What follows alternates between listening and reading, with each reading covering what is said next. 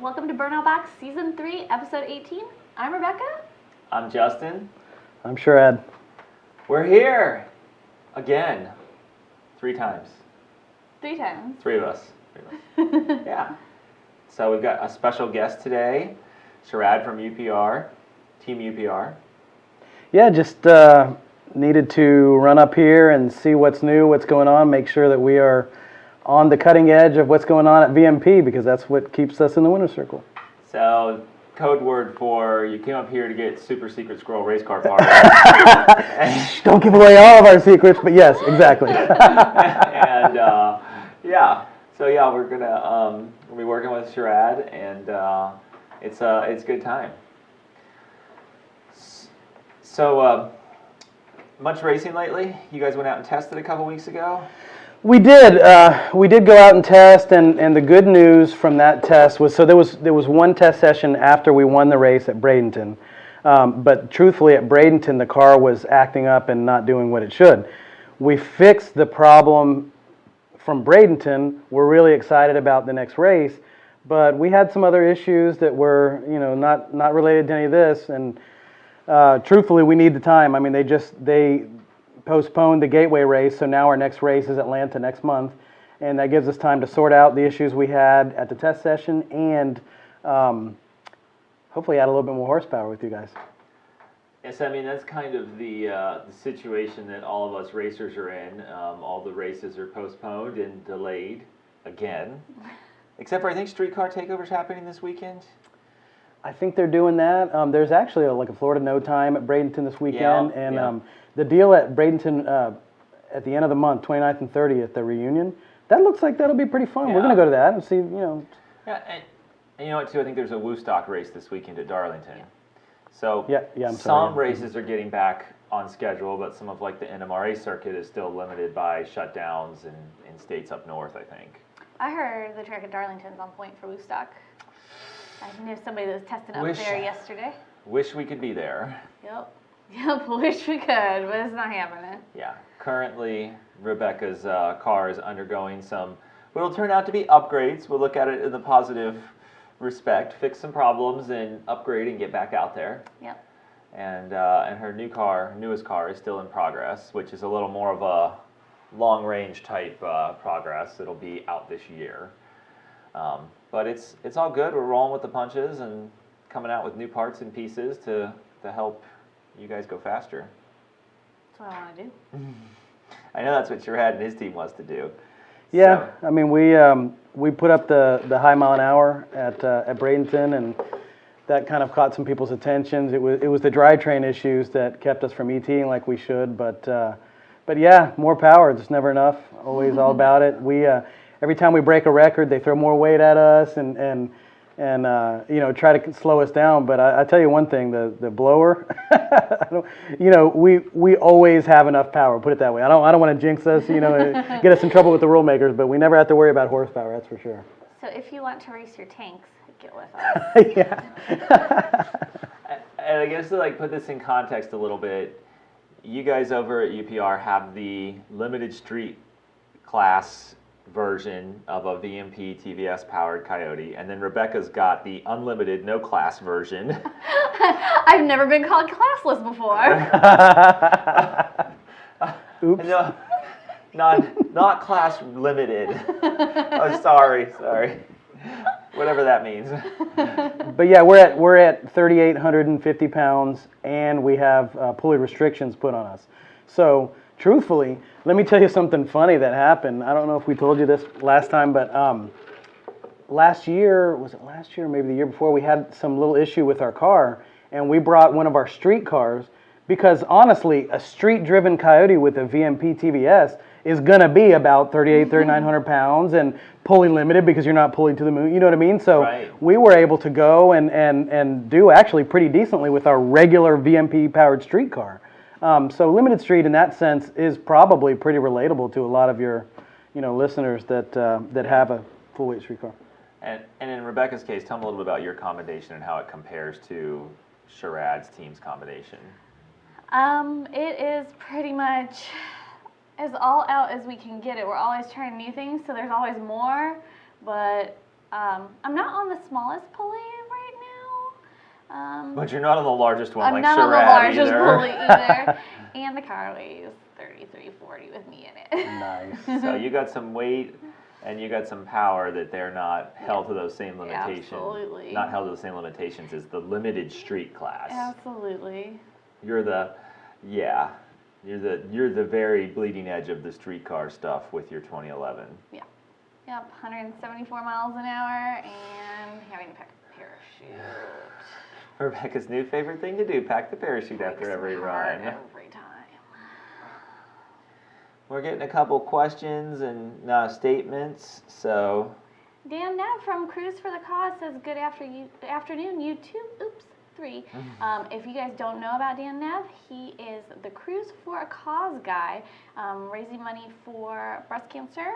And he is raffling off one of our superchargers for that cause, and that'll conclude in October. So make sure you hit up Dan. And Dan, I don't have your website link yet, yeah, but we can put it in there for you. And if you want to just throw it in the comments too, please feel free yeah, to. throw it up in the comments. I mean, like, you can win a new Odin supercharger when Dan does the raffle in October.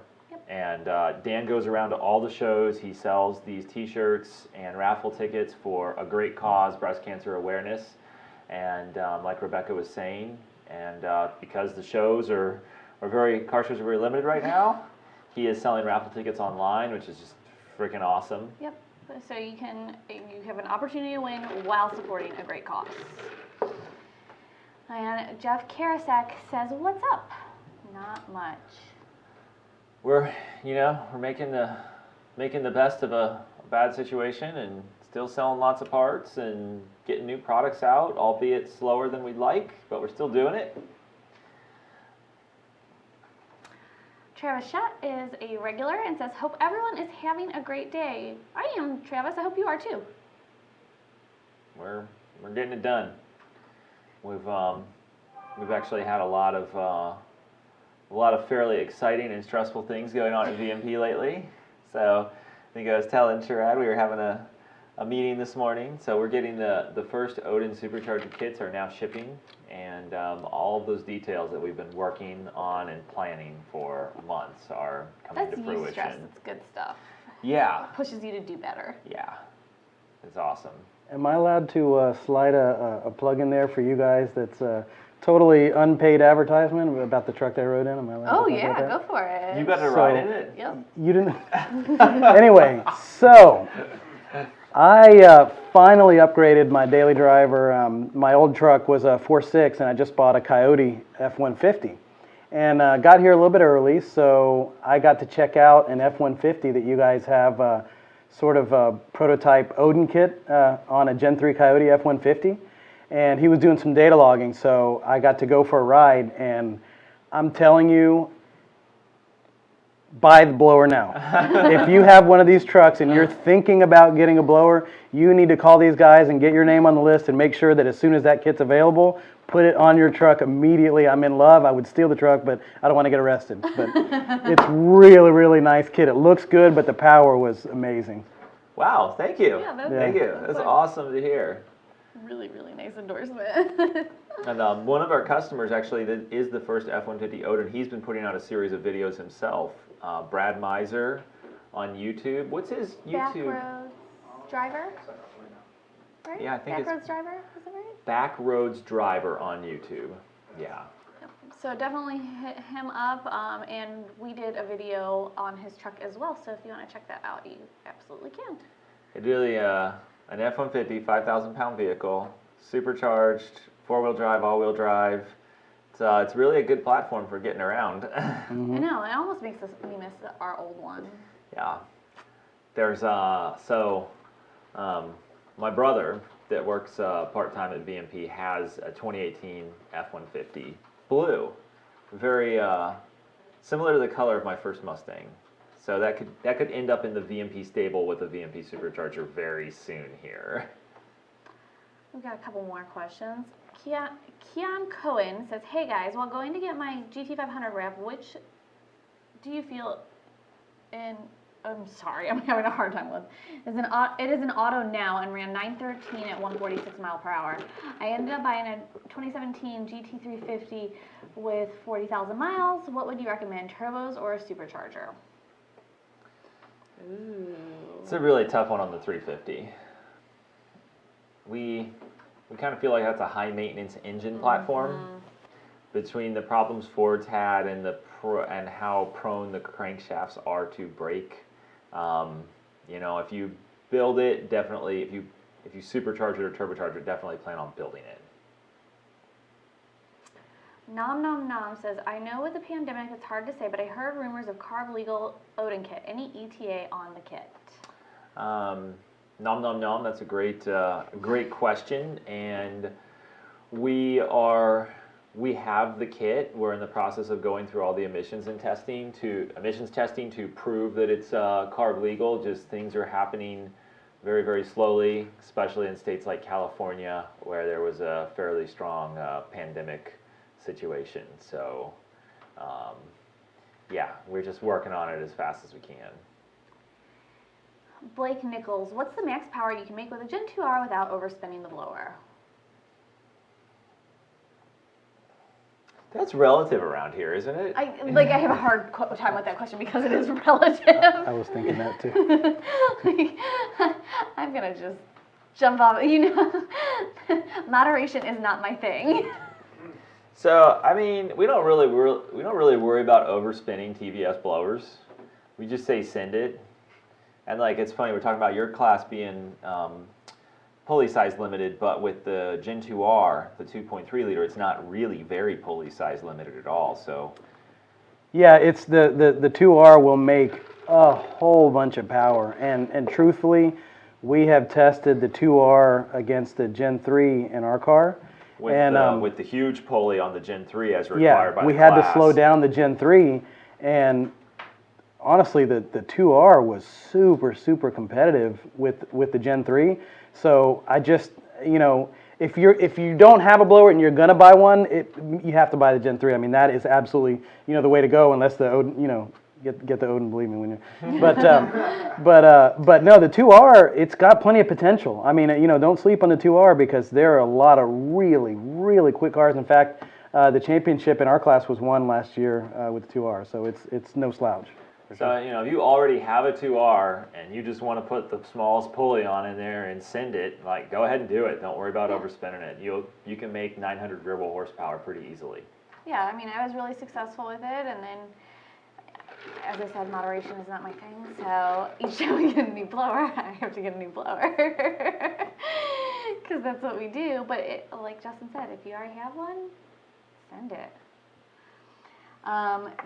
Jeff Karasak says, hoping to get this Lightning finished up soon. We're running your GT500 Gen 3R with the secret sauce.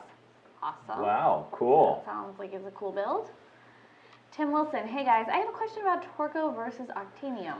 Do you prefer one over another? I live in Alaska and we do not have E85. Our fuel quality is not the greatest. I have ran Torco in the past with decent results in preventing detonation on a 2014 and a Auto Mustang. Well, you're just gonna go with a totally different answer, aren't you? Third option. Third option, please. I already know which one he's picking. It's not on the list. I mean, it's just we use a lot of butane. It's a homogeneous mixture. So that's what I like to say about butane. There's no settling in the bottom. I feel like, especially if you don't drive the car a lot, it's gonna be better. So I worry about driving the car and then mixing the gas tank appropriately. So I just do donuts, you know, fine. Just kidding. For safety. That's how he stirs. For fuel safety.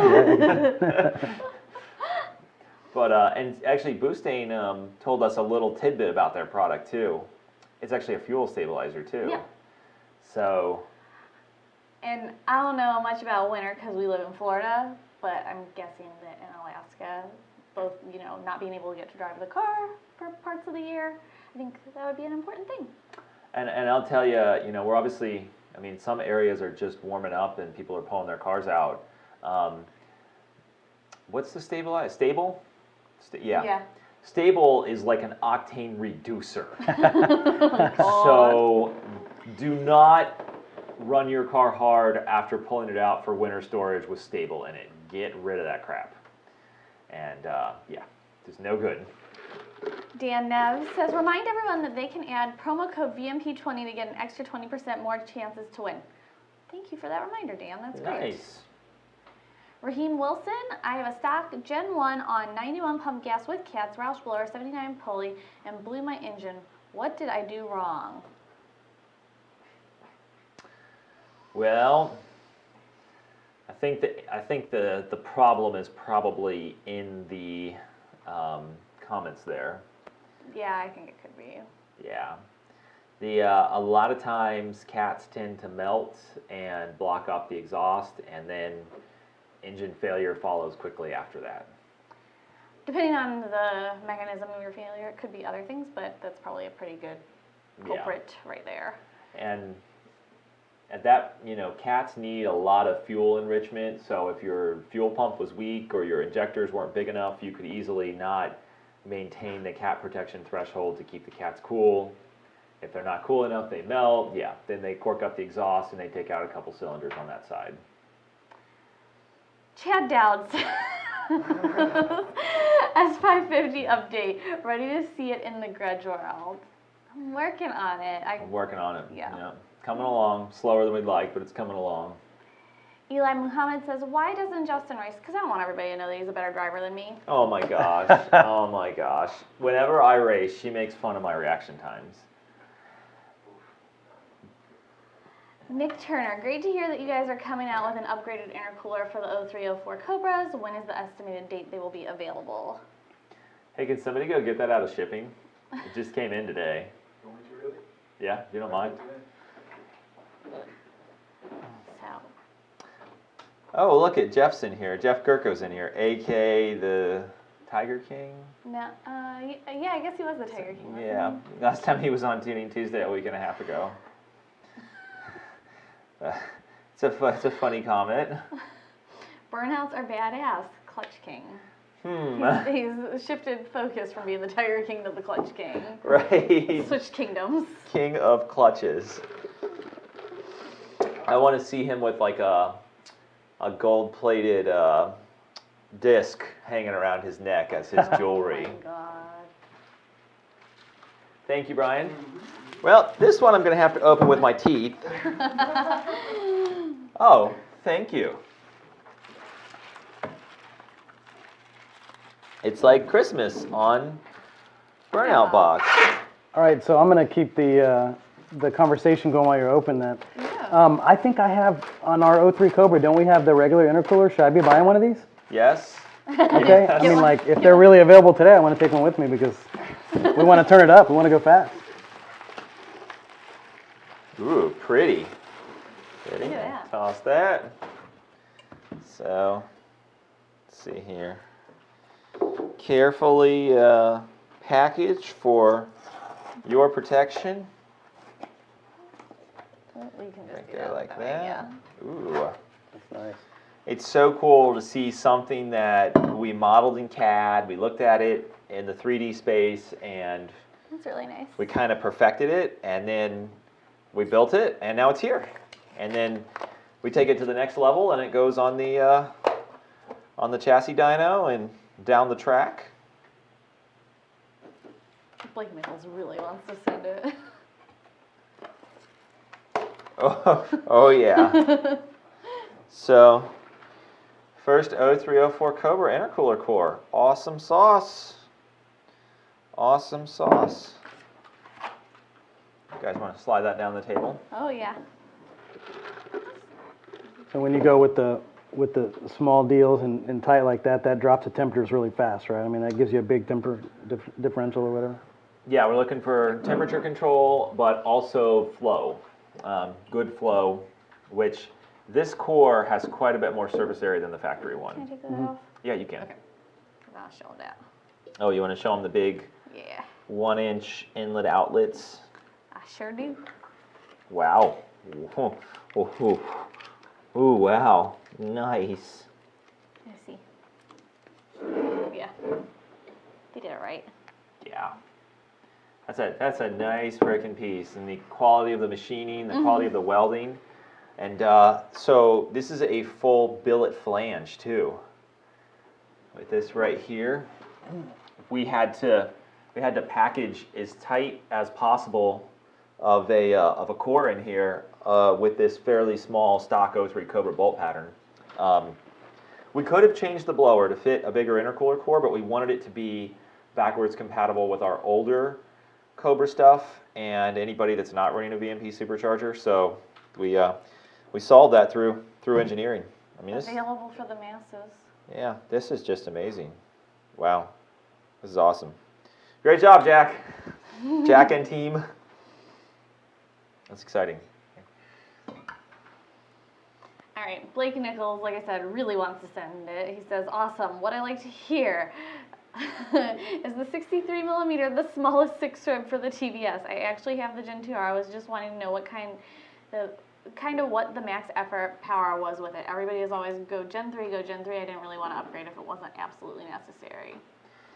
You know, like in one sense it's necessary because the Gen 3 and the Gen 3R is so much better of a blower, but you can buy a pulley for $200. Yeah, and I mean, there is a reality to like... Yeah. And you know, it's cool too. We've got the 63 millimeter 6-rib Grip Tech pulleys. I know we have them in stock. If you can't find them on the website, let us know, but we definitely have them. Rick Cackness is joining in. Says, smile, Sharad. If I wasn't smiling, it was because I was captivated by the new product. Don't mind that. Kean Cohen says, I'm currently running a 3.375 pulley on my GT500. I know lower pulley size means I'll go faster, but I only want to run an 8-second pass. Do you think a 325 would reach that, or might I need a 3.125-inch pulley? There's just some really big pulleys. Is he the one that says he's been 913? Okay, we've got to figure out the combination. Hold on a second. Yeah, 913 at 146. Yeah. So, I mean, even if he's got a 10 or 15% lower, you're still barely spinning a Gen 3 or a Gen 3R. So, I would not be afraid of blower RPM as long as you've got the octane and the fuel to support it. Travis Schott says that Sharad, those toe links I bought from you at Bradenton Motorsport Park did the trick and are putting in the work. Sad about what the aftermath of that GTR crash. Glad to hear about the S550 suspension. I mean, they've been doing really well. You know, we had one car that was like in the 7s in the quarter mile with our IRS parts, and ever since then it's been mostly street guys that are buying our S550 suspension. So I don't have like the constant stream of, you know, new personal best. It's usually just street stuff, but it seems to be working really well. But I'm glad to hear the feedback on yours. That's great to hear, Travis, and Yeah, it was Travis. Travis, yeah. So, and glad to hear you're supporting UPR, and glad to hear their stuff's working great.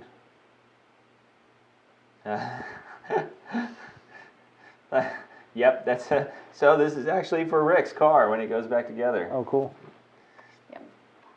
So he says that he needs this. He's getting it. Janssen 50, Justin, any chance of a all-ported intake shootout in Chucky? Ooh. Chucky strikes back. You know, Jans, that's a really good question. I don't think Chucky's good enough. Chucky's not worthy. That's what I'm. Okay. All right. Sorry. Modesty's good. It's you know, the NA intake manifold stuff. I think at the point porting the 18 up intake, it's a really good value, but porting some of the other ones gets kind of pricey, and you know, if Chucky had like cams or a crazy ass NA race motor, I don't know, it'd be more exciting to me. But I just feel like I'm kind of done with testing ported intake manifolds on Coyotes. Maybe when like the Gen 4 Coyote comes out, you know, and we'll get it or something, but we'll do it again. I don't know. Kean Cohen says that he's currently seeing around 20 PSI. That's a good amount of boost. Yeah. Street-driven GT500. What's the max pulley size I can run on my 2012 GT500? 10% lower. Stock fuel system with VMP fuel booster. Gen 3. ID 1000s on E85 tuned by you guys. How long do you want the rods to stay in it? Ooh. Serious question. I can give you the rods stay answer, and you're not worried if the rods go answer. So I would say that's like a 2.8, or no, yeah, a 2.8 if you want the rods to stay, and smaller if you want the rods to go. You know, and if with a 2.8 and a 10%, we can keep timing fairly conservative on E85. You know, it looks like you got the fuel system to support it, so it's all good. Travis Schott is not letting the pandemic keep him down. He got something from Jeff at Mantic yesterday and is looking forward to getting it installed. And he's also got a MGW short throw shifter. So he's got Nice. parts from Sharad, parts from Jeff. Nice. Making the best of this situation. Larry Hayton says, question, I have an 18 Mustang GT with an A10. Roush supercharger phase 2 requires 93 octane. Our gas here is limited to 91 octane. Would you recommend ultra gas concentrate to get a 93 octane? Going back to that same old answer again. What octane booster do we prefer at VMP? That'd be boostane. Yeah, we know it works. We test it at the track and on the dyno. Anthony Jenkins. Hey everyone from West Virginia. Hey Anthony, hope all is well up there. Randy Shaw, it was great to see all the VMP crew on Monday. Both Gen 2 S550s are there for the built motors, Odin and all the sauce. Definitely going to send it. Thank you very much, Randy, for dropping your cars off with us. Alberto Mendoza says hello from Mexico. Jonathan Valentinelli. Hey Justin, will you be developing an intercooler adapter to support larger hoses to coincide with the larger ports on the intercooler for the Cobra intercooler, obviously? Yes, we will be. Travis Schott says, no problem, got to give good feedback where credit is due on such killer products that UPR makes. Thank you. David Neal says, hey guys, going to need some advice for stock suspension and 92 Fox body with soon to be 4-digit horsepower. Hey David Neal, thanks for chiming in. I think UPR's got everything that you need. Yes, hit this man up. Yeah, at this point, that's scienced out. I mean, you know, give us a call or swing by the website and we can get you set up. At 4-digit power, it doesn't really say track or street, but I mean, if it's track, you could do that just, you know, easy. If it's street, it gets a little bit tricky, but, you know, we can work with that. But, yeah, give us a call. It's easy.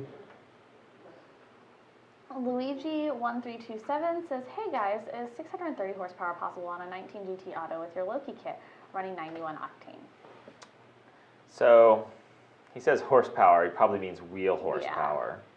Yeah. It's you know, 600 I think is possible. 91 octane. We're just gonna watch the knock sensors and not run too much timing. But just for a reference point on 92 or 93, it's absolutely possible. Just 91 is often not very good of a fuel. Lethal Venom says, just wanted to thank everyone at VMP for the continued support for the 0304 Cobras. Can't wait to get one next year and put some VMP parts on it. Awesome. Yeah, awesome. That's really nice of Lethal Venom to say. Thank you. Well, with that, is that all our questions, Brian? Yeah, that's it for right now. It's 2 o'clock, and I think that's going to be it for Burnout Box today.